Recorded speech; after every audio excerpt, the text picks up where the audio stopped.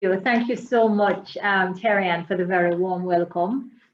It is good to be here. It is a Saturday morning and one on which we have been kind of on watch in terms of Elsa, who seems to be wanting to, interject herself somewhat in our weekend. So I'm going to be brief this morning because it's not an exhaustive presentation, but it's one that gives you enough information about what SafeSpot is all about, how it works, and why it's important for children to connect with us. And when I say children, I mean anyone under 18 years, right? So it includes our teenagers as well. So without further ado, I am going to attempt to share my screen and hope that it will go well. Yes, going well so far. Slideshow. Okay, perfect. Please tell me that you're seeing the screen and all is well. Yes, we're seeing the screen. Okay, great.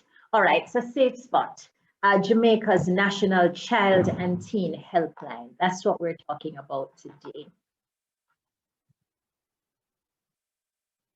Okay, I'm not able to change my screen. Okay, so where did it all start and why are we even having this very important discussion?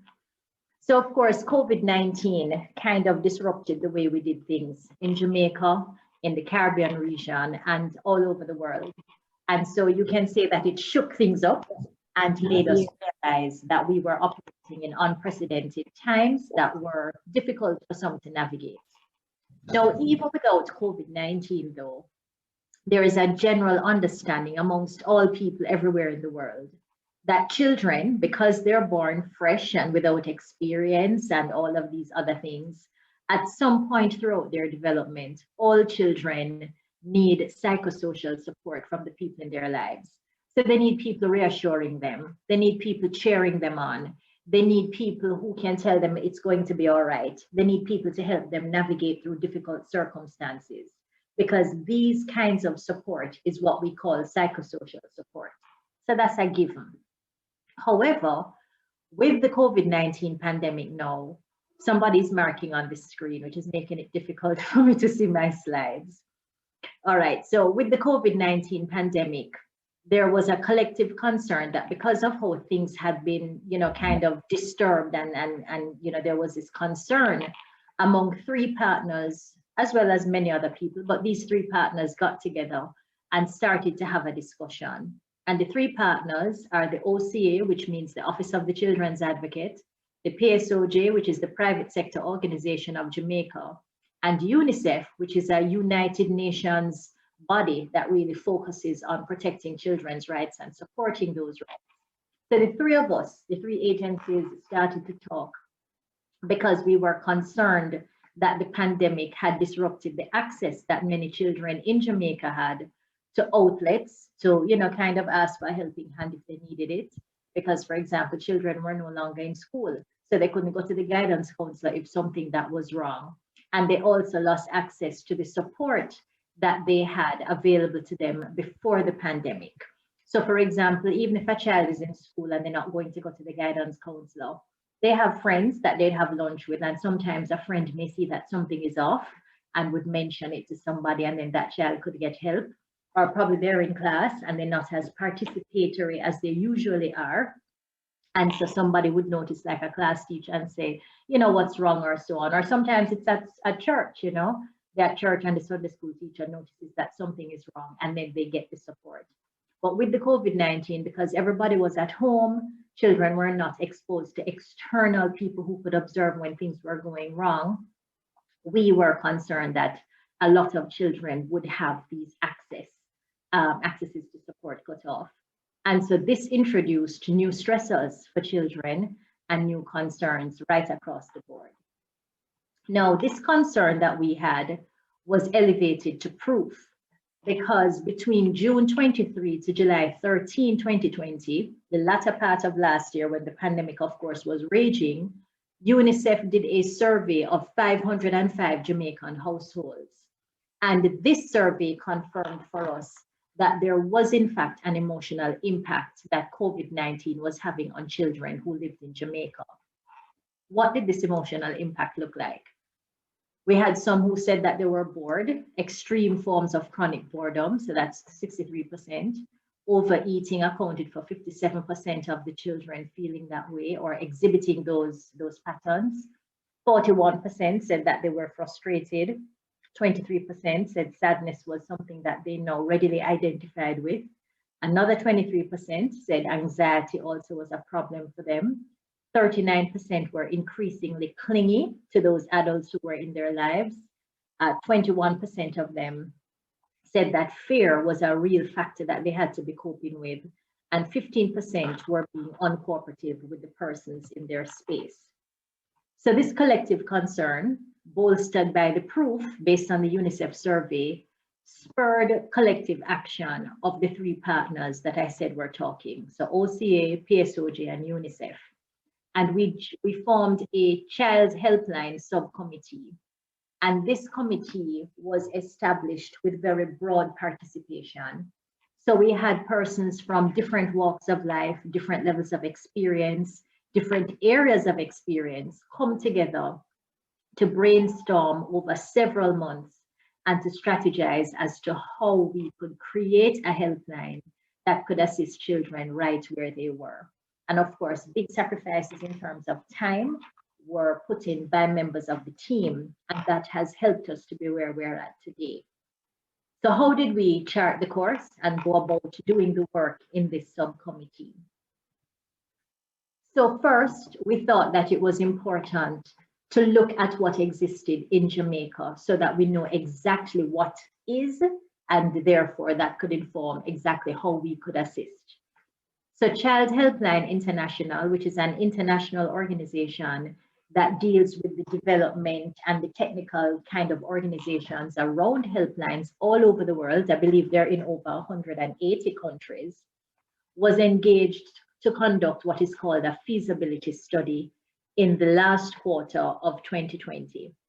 Essentially, children, a feasibility study means when you're going to look at what exists to find out exactly what you should do. What's feasible? What's possible? We have to go now. Bye. Okay, bye-bye. Bye, No, everyone. bye, Javine. Love you all. Yes. All right, so we got the findings of this feasibility study in January of 2021. And what happened there is that Child Helpline International looked at the entire Jamaican landscape. What were the kind of services available to children in Jamaica in this period? They consulted with children who would tell us, exactly what they wanted in a helpline, how they preferred it to look, what colors would be more attractive, what features the helpline should have. So that is whether you should only be able to call it, or could you send a DM or a WhatsApp? And we also, of course, spoke to persons who work in the child protection sector in Jamaica, as well as other groups. And all of this information that was got in this feasibility study informed the design of this National Child Helpline. So why SafeSpot? SafeSpot, of course, is the name of this child and teen helpline. And the logo that you see to the bottom of the page is reflective of what SafeSpot is all about. So it is a safe space for all children. And in fact, this is our name on social media. So I'm going to encourage you to follow us. We have a page, it's at SafeSpot JA, an Instagram page. And we're going to encourage you to follow us because we give useful information about the child and teen helpline. And there is good awareness material on that space that can help you to help us spread the word. So why SafeSpot though? So when we did the feasibility study, when we looked at what existed, we saw that there was a gap in the services in Jamaica that provide immediate support to children anywhere where they live. So we saw some children getting ready support, others not so ready. And we saw some children still getting support, but it was delayed, right?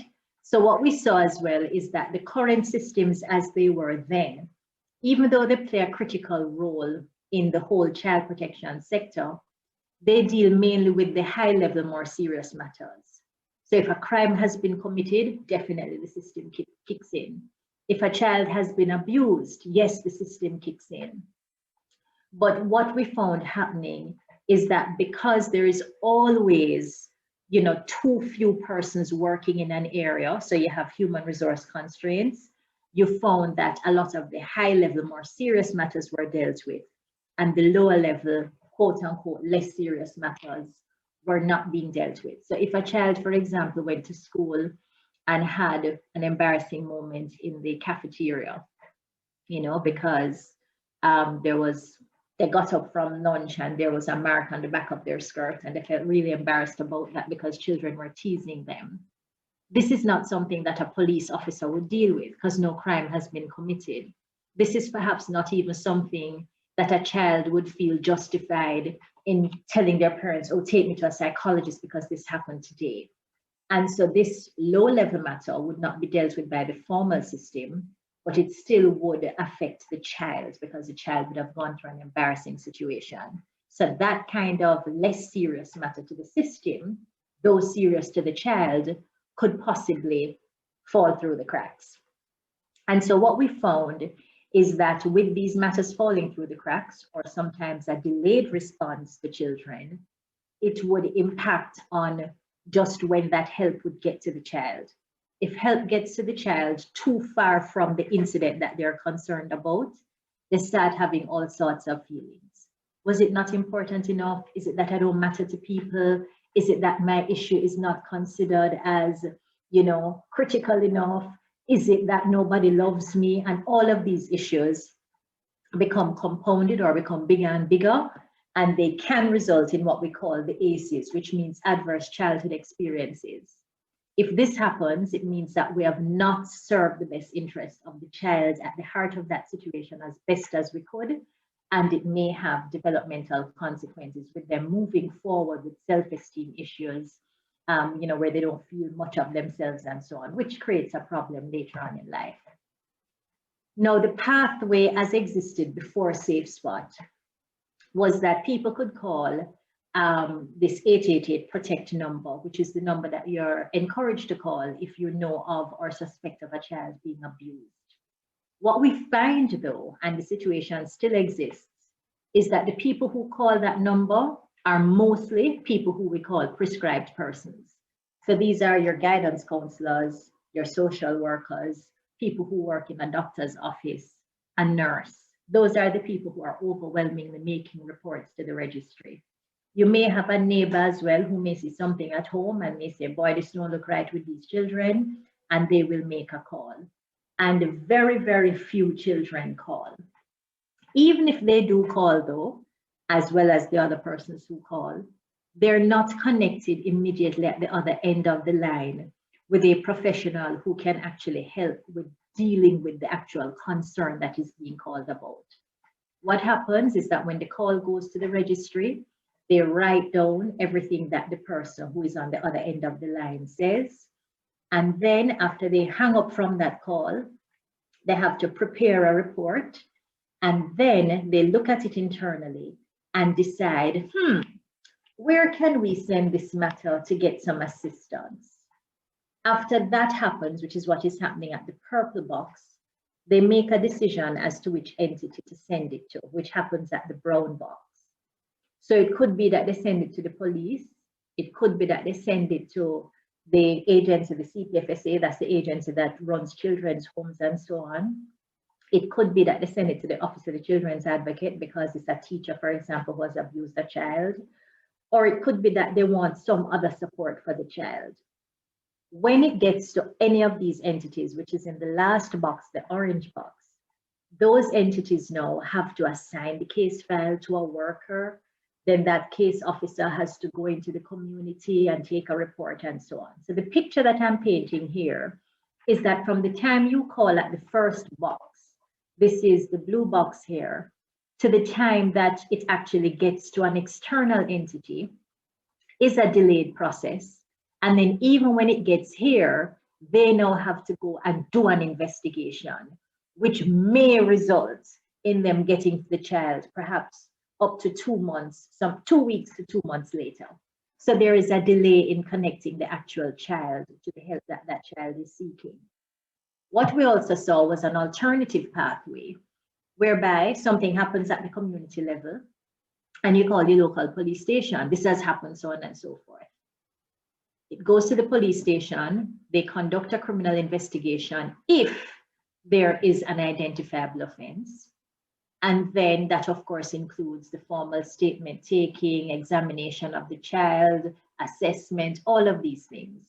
And then the police now will get the Victim Services Division involved. Now, the Victim Services Division provides very good counseling support. The gap, however, is that it only applies to a child who is a victim of a criminal offense. So if when you go here, the police realize that there is no criminal offense, it means that there is no involvement of the Victim Services Division. So that person would not get any counseling support, right? It also means that we do have some people, some children who are therefore violated in some way, affected in some way, enough to have caused somebody to call the police station. However, it's not seen as a criminal matter, so of course they don't get that support. So the question is, what happens to that child who still has these feelings that they have to deal with?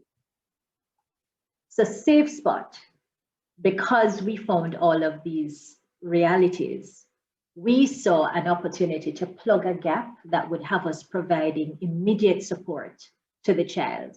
So SafeSpot is that listening ear that helps children cope with the little stuff and the big stuff. Right? So it's different and distinct from a reporting line, which is what exists here. This is a reporting line where you call, you report or tell something that you suspect, and then there's a process that is incorporated. SafeSpot is not a reporting line. It is a helpline, right? Because it eliminates the delay and logs and increases access, to trained individuals right away who can help when that child needs the help most. So when children call, yes, it's important to log it and, then seek to make a referral. That's one system which has its place. But what was missing was a system that eliminated delay and immediately connected children with when they want the help. Most children, like most Jamaicans, and in fact, most people in the world now because of technology, are in an instant world. Help is wanted right now. That's why I'm calling you. Not 3 weeks, not a week. So that's the difference with SafeSpot. Also, SafeSpot is exclusively dedicated to children. So we saw again in this slide where anybody could call, any member of the public, any prescribed person, any child. SafeSpot is dedicated exclusively to children, which means that children don't have to compete with the general public to get the support that they need. So SafeSpot is effectively a safety net for those children who could potentially fall between the cracks. Remember the example I gave just now of the embarrassing moment in the cafeteria. So they could fall between the cracks, either because they don't reach out, because they think that the current systems will perceive their issue as being too trivial, too small. Nobody's going to take that seriously. So they don't reach out and they suffer in silence. Or because the children can't verbalize, they can't talk about what their struggle is and would prefer to text it or send a DM because they can't find the words, Or they report, but the system has to prioritize the more critical cases due to resource constraints. And this is a fact, not just in Jamaica, but in all systems. If a child comes to a police station or calls somewhere to say, well, boy, kids were teasing me in the cafeteria because I had mud on my shoes, that's not something that the system that has to be dealing with children who are victims of sexual violence and, gunshot injuries and so on. The system just has to prioritize those other more critical cases because they don't have enough people to deal with every single thing. So with SafeSpot, the full spectrum is covered. If the child feels lonely or unsure about something, they can call and have that listening ear to help them. If they're fearful because of violence that they have seen in their community, that's something they can call about to work through those issues and how that's impacting them. if they're confused about something, if they're embarrassed about something, and we go all the way along up to the big ticket items. So we provide listening ear services because these are necessary in any well-resourced child protection sector, because these services provide children with meaningful outlets of expression and the ability to get advice and guidance on the spot from people who care, from people who are qualified, from people who are non-judgmental, and their only purpose is to ensure that the child who is at the other end of the line is getting the support to get through a difficult spot.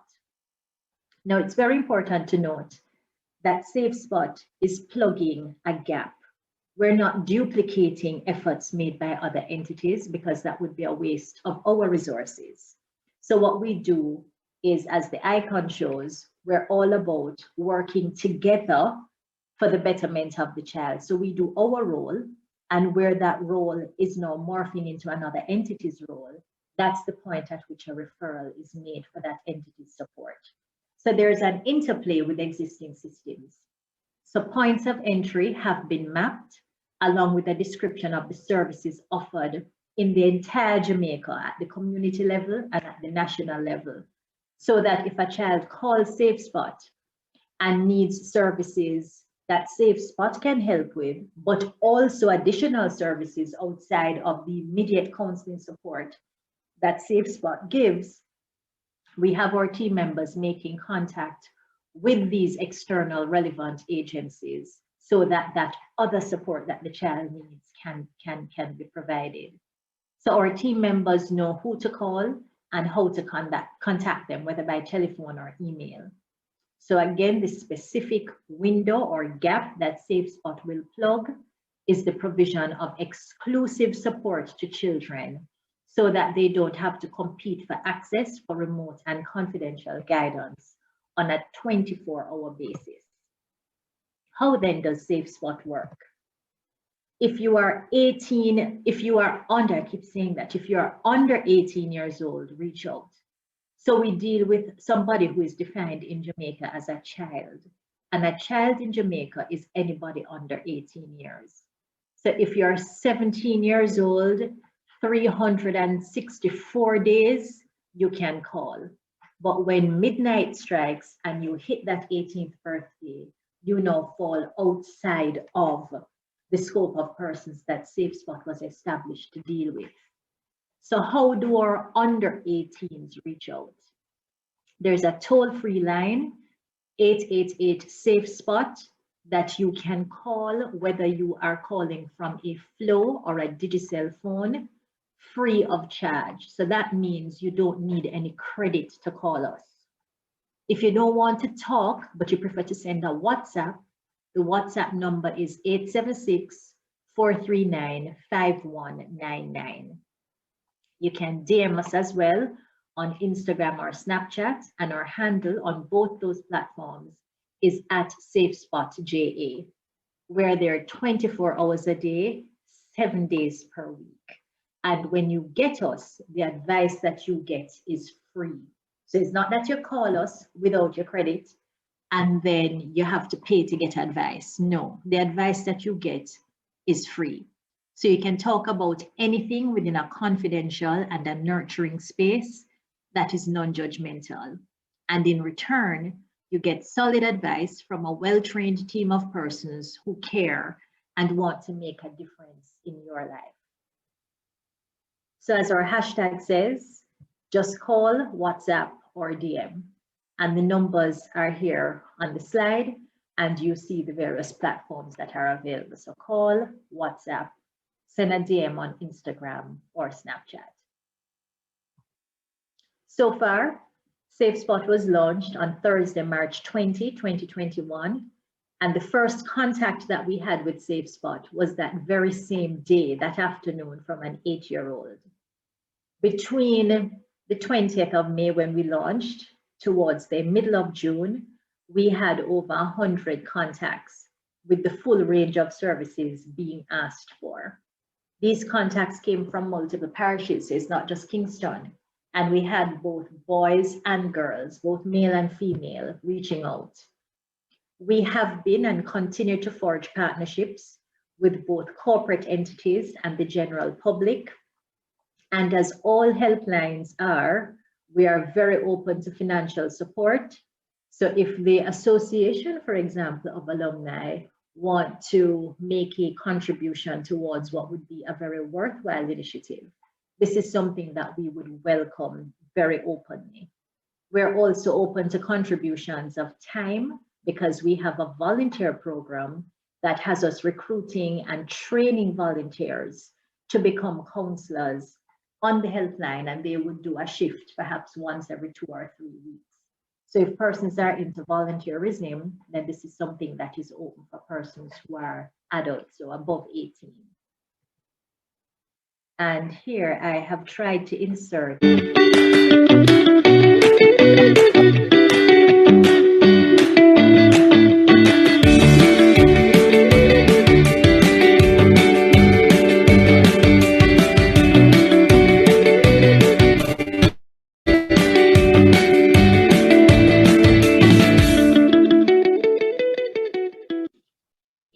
Okay. Thank you very much, Terrianne. You're So that welcome. was just a little teaser, which should tell you that our material is of quality and we want you to help us share it, and also to visit our pages and follow us. So I hope that I've been able to give you some insight as to what SafeSpot is all about, and hopefully to get your support in whatever way may be appropriate. So thanks for having me, and that's the end of the presentation. Thank you.